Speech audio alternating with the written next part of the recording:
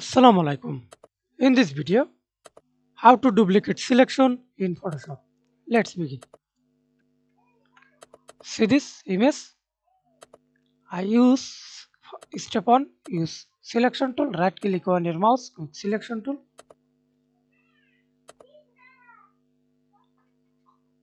Then press Ctrl Z to this duplicate layer. And step 2, rectangle selection, use 0px, then see this rectangle selection or elliptical marquee tool selection as you wish. Then press Ctrl Z to this duplicate. Thanks for watching video. Please subscribe to my channel, like, comment, share.